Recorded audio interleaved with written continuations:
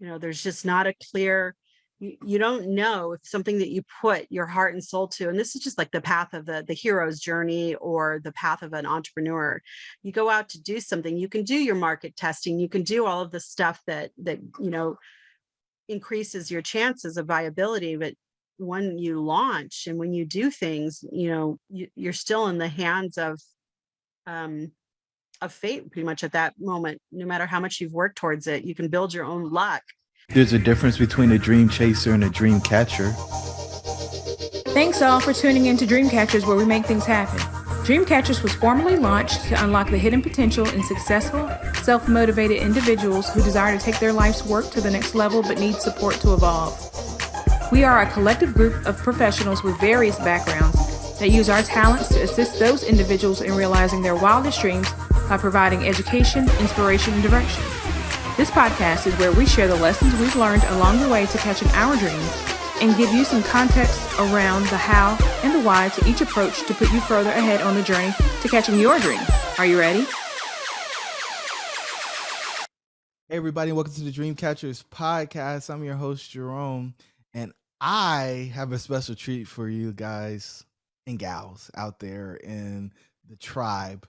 I have one of the most interesting people I've met in a really long time in with me today, and I'm not going to steal all the thunder, but Sophia, how are you? And where are you? Because you're a little nomadic. Are you in Texas? Are you in Boston? Like, where are you? Well, this week I am in North Carolina, in Asheville, North Carolina. No In way. the She's South. down the street, and she didn't even tell me she was coming to the state, ladies and gentlemen. This is how it goes here on the Dreamcatchers podcast. And so the listeners are like, why is he saying she's interesting? And I want you to tell them a little bit about yourself, because you are playing a different game, ma'am. Yeah, well, my intention is to live a life of purpose on purpose. So I'm one of the first women to own a crypto hedge fund. Um, I'm super passionate about women's financial sovereignty. You can see me speaking about that all over the world. And currently, right now, I'm using shipping containers and technology to build affordable smart cities, smart communities, smart developments where people thrive and they have the basic necessities for humanity is provided for. And we focus on entrepreneurship and small businesses. So there's over 200 small businesses in our community that we're looking at. And it also provides for, clean water, really nutritionally dense food that's grown on site, as well as we're fully integrated with blockchain technology. Financial sovereignty. That's fancy. What does that mean? So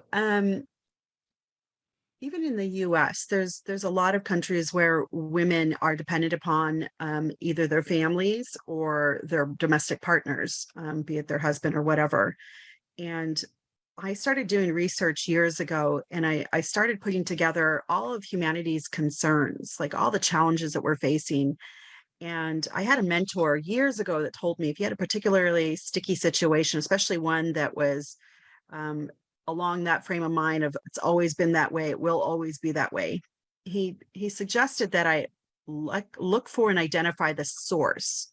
Like all challenges have some type of source. And he goes, and that's where you're going to have the most leverage. So I started writing up, I had this like war wall, like this huge wall in my house. It was a good 15, 20-foot wall. And I just started adding sticky notes everywhere and then I started grouping everything together and formulating groups. And at the source of everything that I was looking at, I was like, it's women. Women are at the source of everything. And which is a good thing because they're the source of the problem, but they're also the solution. So I started reading case studies about where when women are given money, the whole community rises. Whereas when men are given money, their business tends to rise. They're very competitive in nature, and women are much more collaborative. So then I went and did further studies, and I saw that there were tons of white papers with evidence that said that when women are financially sovereign, meaning that they have their own money, their own way of generating their livelihood, that they went to school further. So they went further in their education. They had kids later in life. They had fewer kids. They choose better domestic partners, and they took better care of their mental and physical well-being. So when you focus on the women, right there, you've eliminated poverty. You've bolstered mental health, and you've reduced violence. So, and almost all the categories that we look at in humanities challenges can fit into there. So I just was like, wow, it's that phrase, happy wife, happy life, right? Well, it's the same thing. If mama's not happy, the world doesn't work. And it just goes back to that. So I was speaking with and teaching women about this and about how it's their absolute responsibility to be financially solvent, because they're the ones that give birth to the future and they shape the future, because the majority of the time they're the ones that take care of the kids. So therefore they're shaping the future. So that's kind of where that came from. And that's why I'm so passionate about that. Well, is it not personal for you too? Like, have you just been a It's very crusader for personal. others, or did this start because of your own journey? Yeah. So I grew up in a household where I left home at 14 because I disagreed with how my father was raising me. I thought I could do better, and I did way the heck better, which included being homeless and starving. That kind of gives you a little indication of what my childhood was like. I witnessed my father berating my mother on a daily basis in all forms of five abuse. And there was this moment when I was about, I believe I was like 8 years old, and my mother was sitting at the dining room table, and back then we had real wooden tables. Like, this was a real solid oak table. It was super heavy, and she was sitting facing me, and my father was standing over her. And my mother grew up in a time and a period where women's education was just not valued, and she grew up on a ranch, so she was only allowed to go to school till sixth grade, and after that she had to work the ranch. And so she only had a sixth grade education. And my father was standing over her trying to teach her how to balance the checkbook. And my mother had rudimentary math skills, and my father is just certainly not he's not in any way, shape, or form any type of teacher.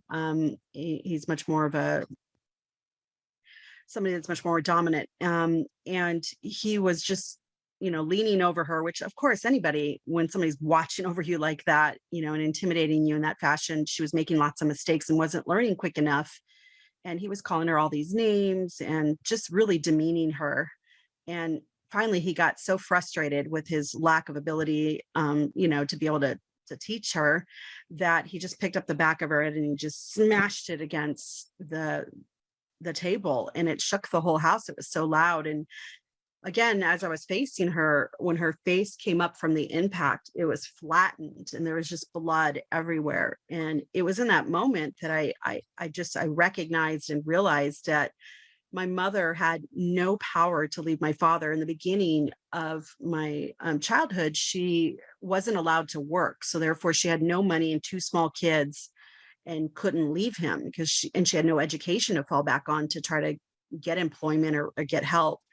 And later on, even when he did allow her to work, he controlled the checkbook. So she wasn't even allowed access to her own money. So I just saw quickly how that, how the lack of financial solvency for women, how it just generated and created this vicious cycle of poverty, of violence, of mental health instability. And then when I started traveling after I left home, I immediately started traveling the world. And I saw that same cycle repeat over and over again in all kinds of areas. It's not just a poverty thing, it's systemic in many different areas. There's lots of women that I know that are very well high class and still in the same situation.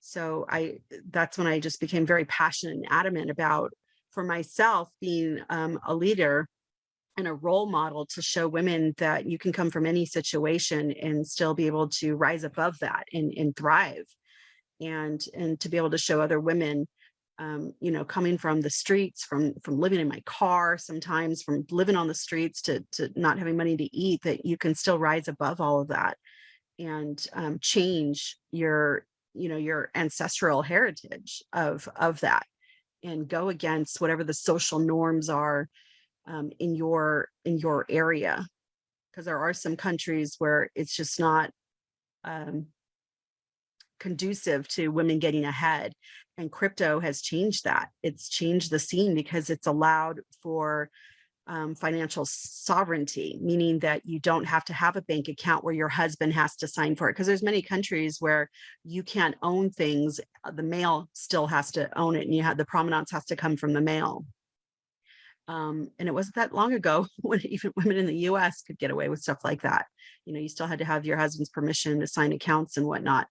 So this cryptocurrency just blew on the scene, and it broke through all kinds of barriers. It's broken through the gender barrier, allowing women to be able to open accounts and become global instantly with their businesses, and be able to have anonymity so that they could function without having to let their family or their partners know about what's going on with them, so that they could take care of themselves and if they had children. Yikes. Wow. So, man, there's so many different places I could go. Sophia, I just want to thank you for being so transparent. I Yeah. could feel you kind of tense up when you were recalling that traumatic experience with your mom. And I think you probably made a decision at that point that this will never be me. And Mm. you went on this journey. And so you said you left home at 14. It had to be terrifying unless there was like some relative where you could go kind of hang out. How did you get the courage to do it? Or was it just that bad at home that you were confident that anything was better than this? Yeah, it certainly wasn't courage. It was survival. I just really felt that my life was in absolute jeopardy, and the more I knew that the more that I got exposed to that, the more that it would become my story. And I needed to break away from that, and get away from that type of abuse and mentality and role modeling that I was shown, or I would never have a chance at happiness and mental stability and love and all of those things. So yeah, anything would have been better at that moment. I shouldn't say anything. The streets were a better choice at that time than what I was experiencing at home. And yeah, I didn't have any family. I did try to go to family, and they turned me right over to him. And I understand, looking back now, they were scared of him, and they also didn't want to believe what was going on, because if they believed my story, then they were culpable for decades of allowing him to do what he did to my brother, to myself, to my mother. They stood by and watched, and didn't do anything. So I can get that it put them in a really hard position. Yeah. And most people don't want to accept that position if that is the position that they've been in, because everybody wants to feel like they're a good person, at least deep down inside. So most people don't make it back from the streets. You've talked about building developments, you've talked about a cryptocurrency fund. Like how do you go into the streets and then emerge? So, I'm sure the listeners are like, well, did she finish high school? Because I mean, you might not even have been a freshman at that point. I was a freshman. It was a couple months into my freshman year. I think it was 2 months into my freshman year. So first of all, I really want to make it very, very clear. You do not need to finish school at all.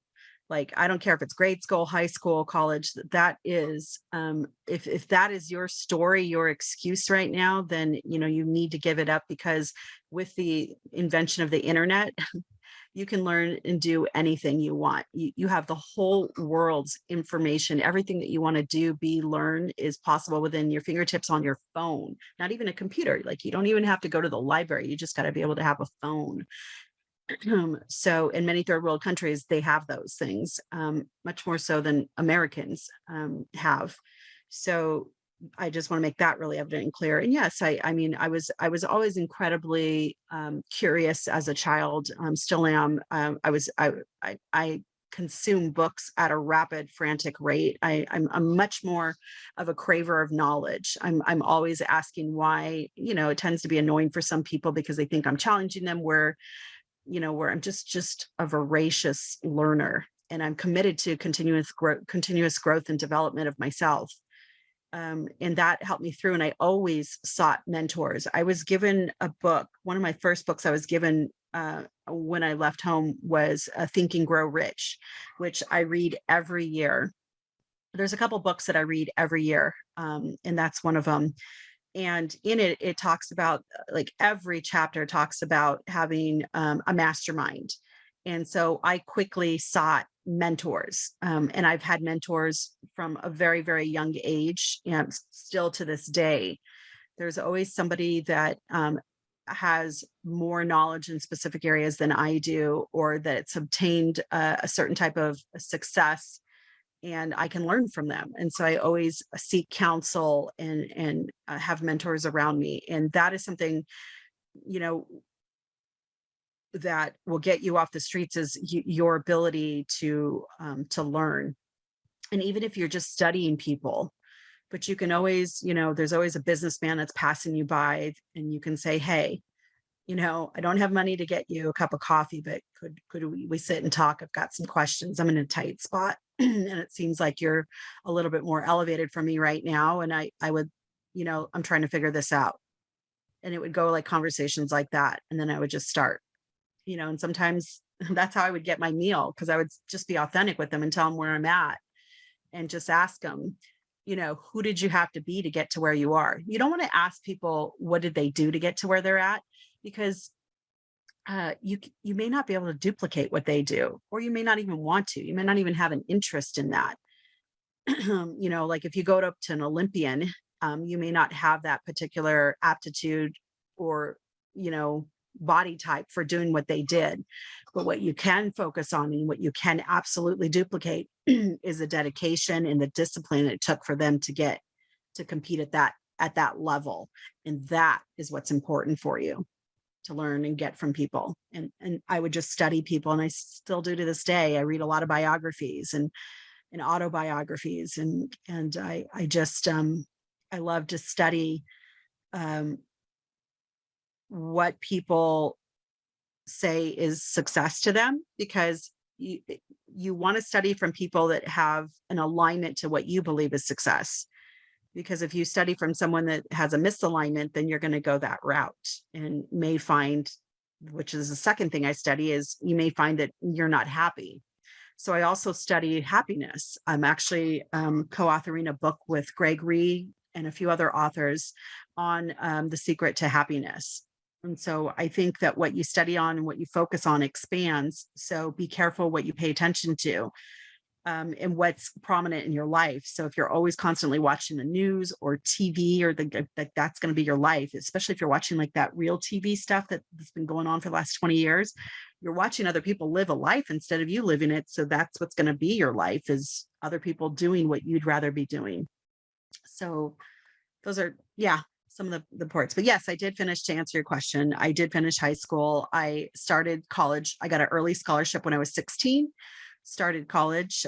So by the time I graduated from high school, I had completed my associate's degree. I had a Microsoft certified certification. I think I was like the second class back then. I had started my first company when I was, a few days after my 18th birthday. And so I've always been in real estate and technology. I went on to do college, but none of that stuff. I want to be very clear. That stuff, that linear education, that is not what helped me get to where I'm at. It was everything that I learned. I've spent probably over $200,000, probably more than that, on my personal development and my education outside of linear education. And that has gotten me the farthest, going into masterminds, taking very specialized, quick education on very specific things. That has been much more of a proponent of my success than linear education, traditional linear education. So, who showed up along the way to help you? Because, I mean, this is not a journey that you could go on by yourself. And that list is so long. I've had teachers that have recognized the hard spot I was in, and they fed me books. They went and bought me books because I, couldn't afford to buy my own books, and they just fed me knowledge. I've had politicians that have stepped in and have spent time with me, spent many lunches with me, breakfasts, coffee meetings with me, and educated me, and my thirst for knowledge. I mean, I've had so many people and strangers, amazing strangers, that have just recognized something in me and fed me, like librarians. There's so many librarians that I owe so much to, that would give me use of a conference room, or allow me to come in earlier while they were, doing their things, or stay later so I could read and have a safe place to be at. Um, there's God, there's shop owners that would, and all the people that let me crash on their couch so that I was safe. And even the people that I was running with that were into things that were probably on the illegal side, but they never allowed it to come around me. I remember being in a home with a bunch of kids, and I don't know what they were doing to make all that money, so that we had this big house. I have no idea, but I do know that I heard it was back during when the rave crews came out, and there were all these like dance crews, rave crews that were throwing these massive raves, and they were charging like $20 a head, and they were having like 10,000 people show up in this warehouse, and I don't even know how they had permission to be in the warehouse. And so they're making a lot of money every week. And I stayed at one of these houses, one of these crash pads, and I was the only one that I still had to get up, go to school, to like do all of my stuff. So, and no one else did that, but there was something that people saw in me. I always knew where I was going. And I think that's really important. If you don't have a game plan, a destination, then life will choose it for you. So I would tell everybody and anybody, this is where I'm going to. It doesn't matter what it looks like right now. I know where and then you don't worry about the cursed house. That's not your job. I don't know what your spiritual beliefs are, but that's God, that's the universe. That there's somebody, whoever, whatever, there's somebody with a much more higher vantage point that can see the entire chessboard, and they're figuring that out for you. It's your job to tell them what you want so they can put you into position. And so I'm really adamant about paying particular attention to my vocabulary, because your words create your world, and thoughts are things. So your thoughts, your words, your actions, they all manifest into things. And I'm very clear that I knew when I saw those things happening with my mom, and when I left, I had made certain choices and decided that that was not going to be my fate, that I was going to be happy, regardless of what was going on in my life, and that I was going to experience and be loving, like experience love and be loving, and that I was going to serve a purpose, and that I was going to use what I had gone through to be able to contribute back to others. And I really feel like when I look back at my life and my experiences, everything leads up to what I'm doing. Everything leads up to what I'm doing. The fact that I make sure that everybody has a home, that everybody has food, clean water, the fact that everybody has a financial pathway, to grow their finances, all of that leads and stems back from my experiences. So while I wouldn't wish it on anyone, what I experience, I also am grateful for those experiences that have allowed me to step into this position and do something that has yet to be done before. A lot of people want to unlock their ultimate potential but lack the strategy, support, and stamina necessary to achieve their major goals. They often try to overcome these challenges by trying to do it on their own, causing frustration, fatigue, and eventually failure. We have developed a model for a center life, aka the red pill, to help them bolster their beliefs, gain clarity on their path to success, and provide accountability as they take action on their goals. When they take the red pill, they rapidly accelerate attainment of their goals and begin to experience a life of significance and impact. Want to find out more? Hop over to jeromemyers.co. Now, let's get back to the episode.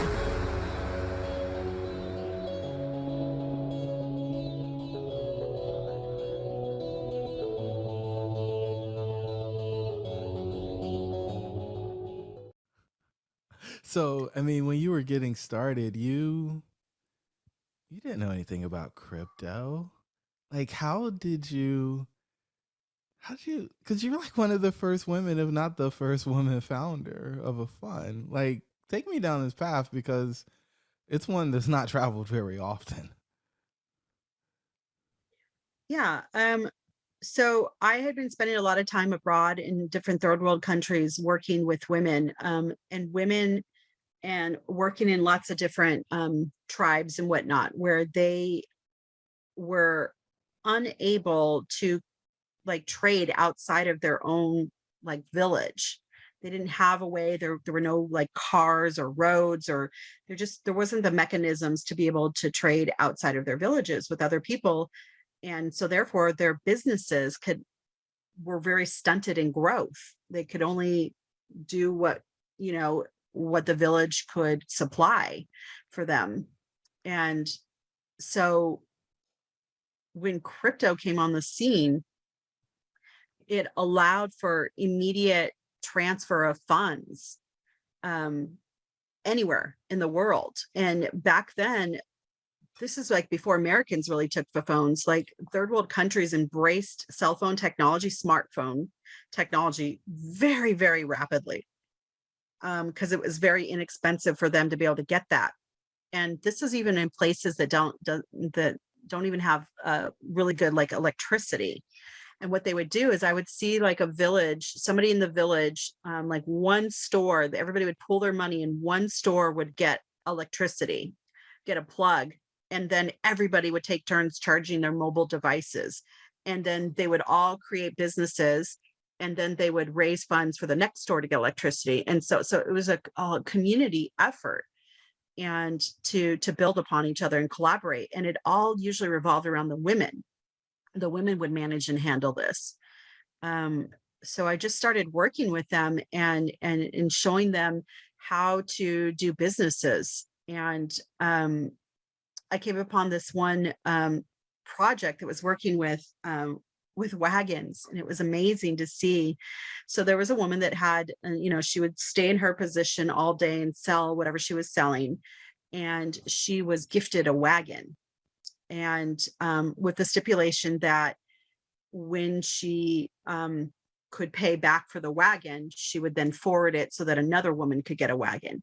Now, a wagon doesn't seem like much, but when you have a wagon, you're now mobile. You now have a mobile business. You can now like transport your wares, because when it was just her having to carry things, she could only carry it and put it in one place. So now she could travel and go to different locations. So now her business area grew. Her sellers grew from that. And then she quickly learned that she could only work so many hours. So she would work a certain amount of hours, and then she would loan the wagon to another woman, and that woman would work another amount of hours. So like with one wagon, you could have 3 women working different hours, and so that they could still take care of their families and stuff at home. So I just saw this like amazing ability that women have for collaboration, for resiliency, and what they add to the way they think out of the box, out of necessity. It just makes that women, we have a different way of thinking than men, and it comes from a different way. So I see businesses, and I start studying businesses that bring on more board members as women, more executives as women, and how quickly their dynamics change and their finances change when they do that. And so that's just an area of focus for me. Yummy. So you saw crypto was creating new opportunity for folks. but how do you place yourself in the flow of that? Because there's a Mhm. natural gap. So when you say you, meaning people, how do everyday No, people you that as in aren't in the Sophia. You as in ah, Sophia. me as in Sophia. All right. Well, uh, most people might be surprised to know that they've been dealing with digital currency for at least 20 years. Everybody. And that's the fact that if you've ever used a debit card or credit card, you've been in digital currency.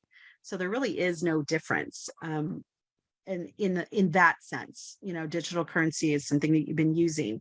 And you can get debit cards that pull out of your crypto account exactly the way your debit card pulls out of your fiat account, your bank account, right? So, and you don't know how that credit card works. It just, or the debit card, you put it in and money comes out. That's all you need to know. What's the same thing with the debit cards for the crypto accounts? So how did I put myself in that place? So it's the same formula that I've done with all of the things that I've built up. I've got a superpower of putting together teams. So I can look at something, and again, it's not my job to know how.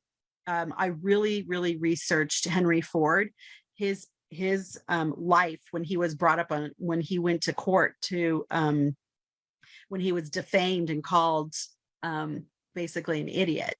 And his thing was, and they asked him all these questions in court, all these things that supposedly everybody should know that would prove that you're a smart man. And he didn't know how to answer these questions because they were ridiculous questions about wars, facts, and whatnot. And he said, well, I'll have you know, it at in my office, I have a row of buttons in front of me. And at any moment I can push a button, have any question I need answered. And that's stuck with me because it's not about what you know. It really is about who you know and how to get that information that you need to know. So again, we have the internet, so that answers a lot of things, but also just putting together people um, that are experts in what they do and getting them to play in the same sandbox, right? And so that's what I'm able to do. So when crypto really became a massive thing, I went, and there was only a handful of people in the world at that time, and still even now, that are major players in that area. And so I started interviewing all of them.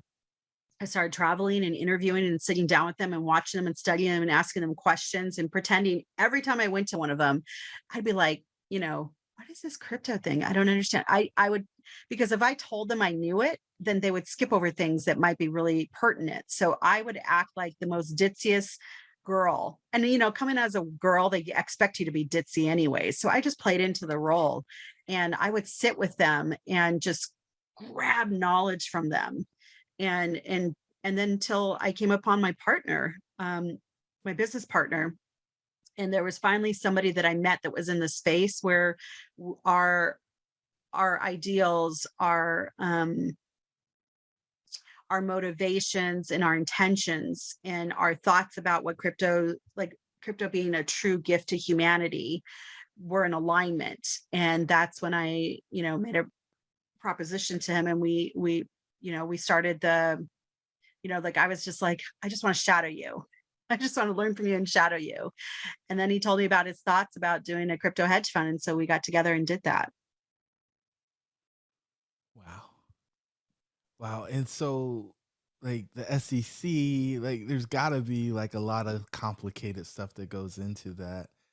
Was there a time when you were on this journey where you questioned whether or not you were doing the right thing? Was there like a rock bottom on that piece of the journey? Ooh, not with the hedge fund. That one was pretty straightforward because there had been some court cases that had gone through, and that a lot we knew once these court cases went through and they were final, we knew we could go through with that. I would say with the smart city, oh my gosh, it wasn't until I started working on the smart city that I realized how small I've been playing in life. Now, that's going to sound funny to people hearing about some of my accomplishments and some of my endeavors. But up until I started working on the smart city, I only worked on things that I knew I would win in. Like the hedge fund, I knew that was going to be good. Why? Because I had one of the best people in the world as my business partner. The SEC had gone through court cases, would pave the way for us. I knew there were just steps to do. You had to just do the steps, and then you were good. So there wasn't any like real courage that was needed in that. Uh, the smart city though, this thing is it's such a, I mean, any real estate development is huge to begin with, right? You're building your, when you build a real estate development, it's different than building like just residential homes. You've got a commercial aspect to it. And any developer that's gone through this, at least their first time, you're just like, and we don't have any precedents. Now, there's plenty of real estate developments, right? That you can model after. There's also plenty of real estate developments made out of shipping containers. That's another thing that, every component of our project is already super successful on its own out in the market. It's the fact that there's nothing that has brought them all together, that we don't have anything to model after. And there's the fact that because of that, I'm having to paint this picture for investors. And, and it, as it stands, it's going to be the format, the model that smart cities are going to look at going forward, and other developers are going to look at going forward. So that there's many times where I'm like, who do I think I am that I can do this? Because the outside world tells me that constantly. I have lots of investors that say, this is too complicated, or, somewhere along that line of thought. And yeah, I have those moments where I can hear that voice. I never heard it before, or if I did, it was always my champion, my cheerleader. But that voice of, that it's called self-doubt, but it's the voice of, what am I doing? I've sold 2 homes, I've sold my car, I've sold everything I could to possibly put into these 2 projects, my hedge fund and now I'm at Smart City. And, yeah, there's moments where I'm like, who do I think I am to be able to do this? And I know now that there's yet a person that's achieved massive success that has not heard those voices of self-doubt, that doesn't challenge himself. At least the ones that I've run into, then I've interviewed and discussed with, they've all had these moments of, where you reach bottom and you're like, God, I don't know if I can give one more ounce towards this, because there's no clear acknowledgement of success. There's just not a clear, you don't know if something that you put your heart and soul to, and this is just like the path of the hero's journey or the path of an entrepreneur. You go out to do something, you can do your market testing, you can do all of the stuff that increases your chances of viability. But when you launch and when you do things, you're still in the hands of fate pretty much at that moment. No matter how much you've worked towards it, you can build your own luck and stuff, but you're still, you can still have a pandemic come out of nowhere. You can still have a war that pops up that in the middle of a pandemic with a recession looming. I mean, can't those are all factors in it. So yeah, I've had moments where I wasn't, sure of a clear path to get through. When I first started my the Smart City, we had raised over 100 million in funds, and right during COVID, like right as COVID had hit. And so when it became evident around April, May, when it became evident that COVID was going to be something that was going to be dealt with for quite some time, our funders pulled out. So it was devastating to have a project that I'd worked for, sacrificed a lot for, and then have our funders pull out. And then there was, at that point in time, there was nobody. I mean, it was at the beginning of 2020. There was nobody that wanted to put in massive. I mean, nobody was moving at that point. In as far as developments, there were a lot of other opportunities being made, but not in developments, because people didn't know what the world was going to look like at that time. And plus, you couldn't really develop things because people weren't leaving their houses and stuff. So I've had plenty of those moments. Yikes.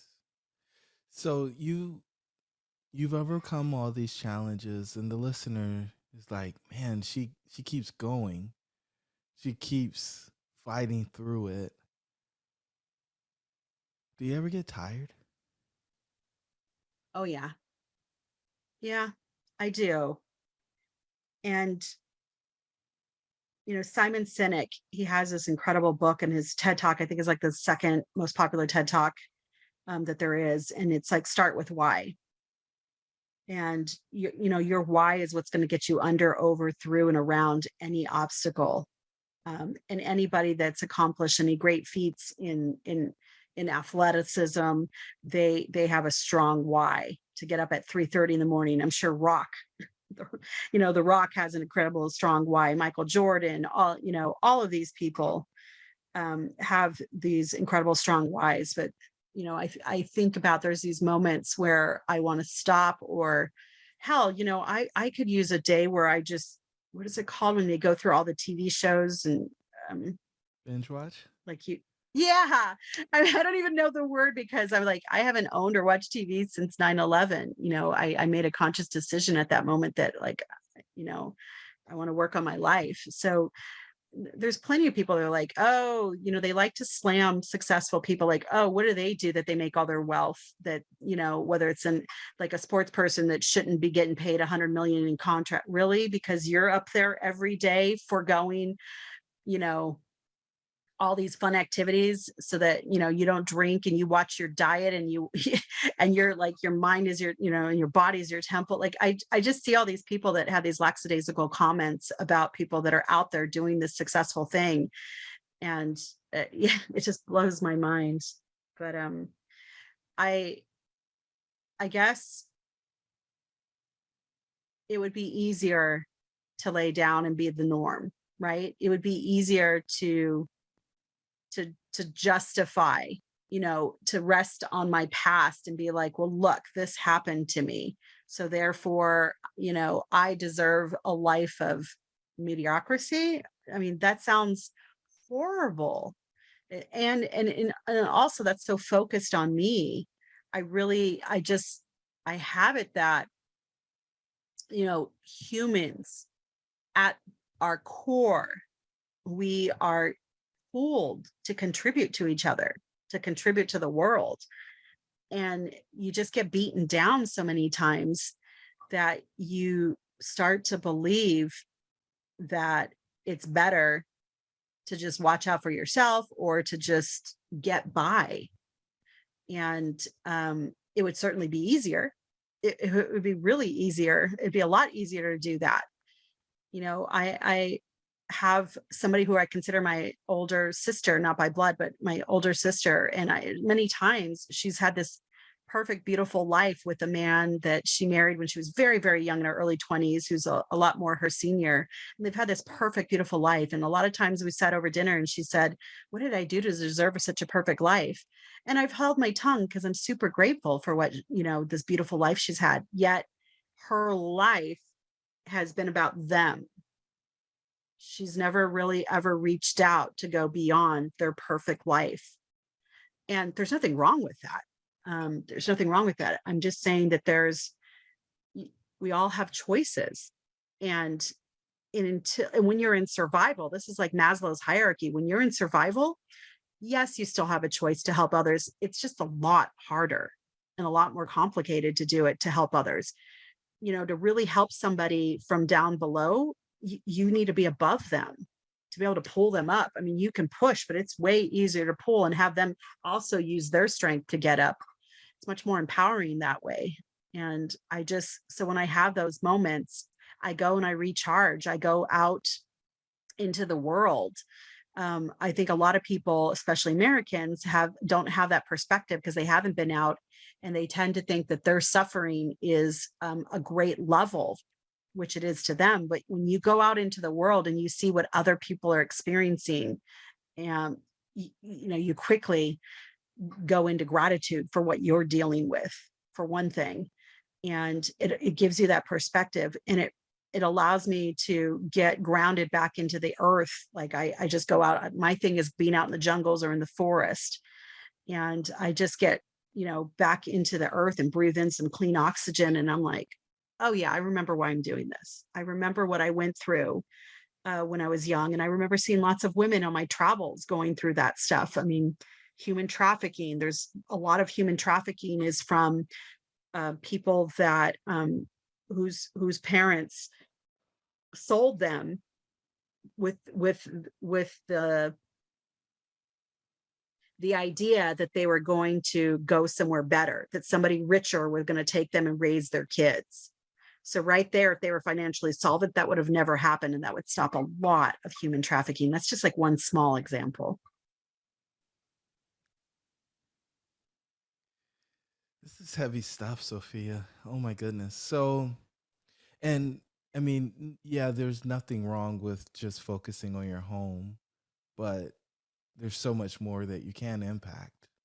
And we have that capacity. And I think so many of us don't actually accept that calling. So kudos to you for, I'll say, sacrificing your life in service of others, because I think it takes a very special person to make that level of investment. A lot of folks, they want to do the stuff that doesn't really hurt, right? They talked about in the Bible somewhere. There's a story of somebody giving their last versus somebody giving a small fraction of all the things they had.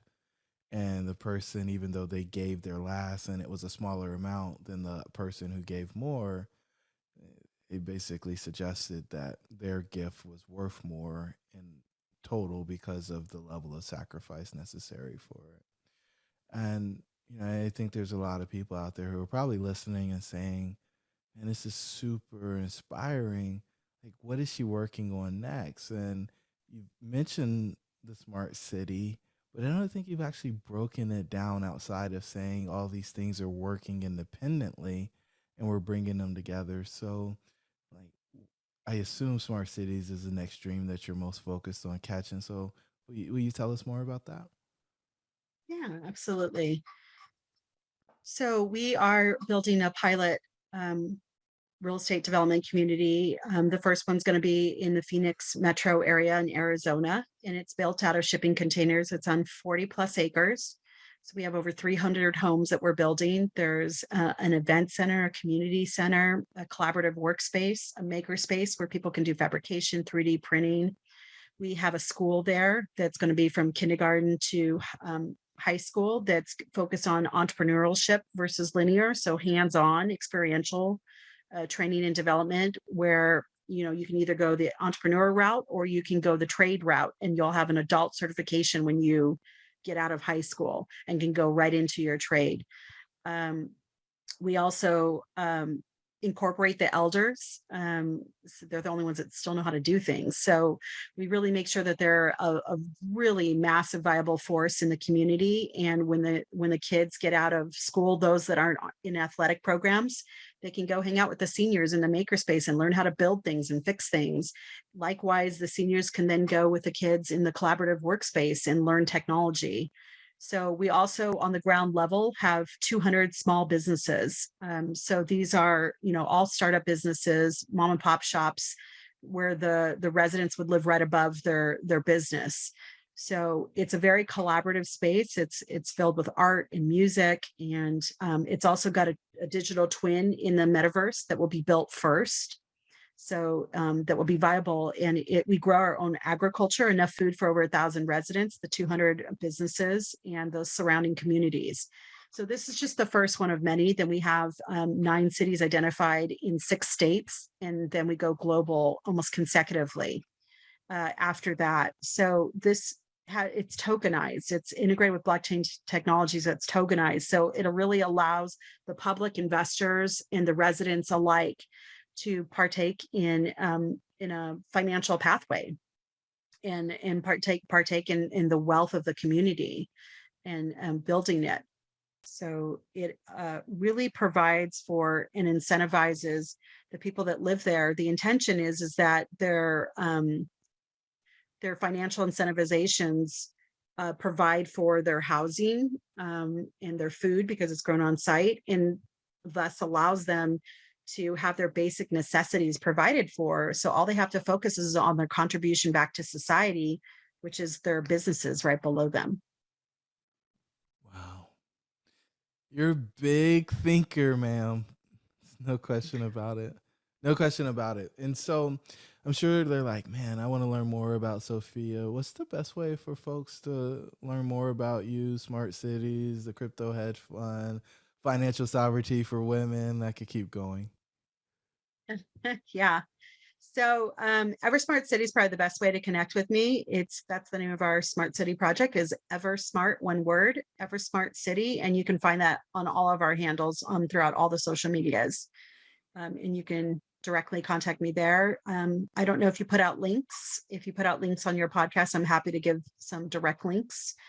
I'm very committed to women learning this. So I have group trainings and individual trainings on blockchain, which would include crypto, NFTs, metaverse, teaching people, giving them solid basic foundational language and knowledge about that space so that they can either move themselves personally into it or their businesses, because Web3 is where we're all going.